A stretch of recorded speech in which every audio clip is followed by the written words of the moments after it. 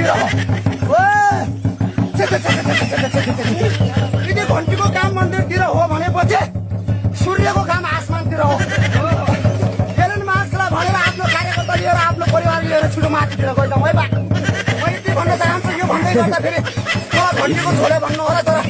यो धाङ्री यस्तो धाङ्री हो कि सत्यलाई सत्य बोल्छ तथ्यलाई तथ्य भन्छ चाहे मेरो छातीमा बन्दुक राख्नुहोस् चाहे मेरो घाँटीमा खुकुरीको धार राख्नुहोस्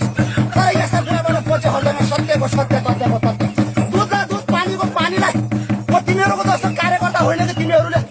आलुलाई प्याज भन्दाखेरि पनि ताली बजाइदिन्छ प्याजलाई आलु भन्दाखेरि पनि ताली बजाइदिन्छ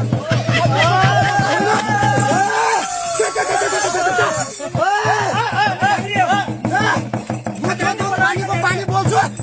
यदि घन्टीको काम मन्दिरतिर हो भनेपछि केपी ओलीको सूर्यको काम पनि आकाशतिर हो छिटो गए हुन्छ नेपालमा महिला अधिकार छैन होइन भनेपछि नेपाल लोकतान्त्रिक गणतान्त्रिक देश हो प्रत्यक्ष जनतामा जानुहोस् आफ्नो चुनाव एजेन्डा दिनुहोस् र जनताहरूबाट जितेर संसद जानुहोस् आफ्नो सरकार बनाउनुहोस् जनताहरूको मौजुद यो घन्टीलाई फलानु हो रासोपालाई यस्तो हो उस्तो हो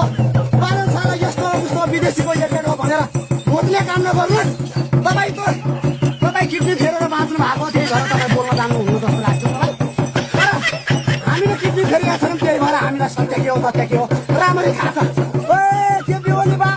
आजको लागु तपाईँलाई नै भयो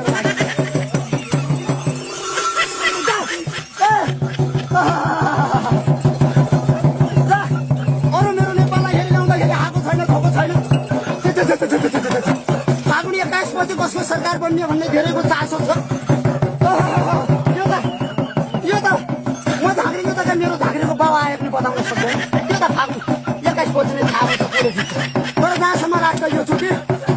मेरो अनुमानको कुरा भनौँ देवी देवता आमा आएर भन्ने हो मेरो अनुमानको कुरा भनौँ भने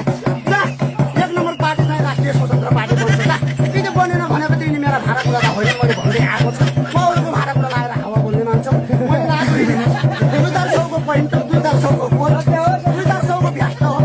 यिनी मेरा 1200 का कपडा दुबातिर लगेर पोल्छु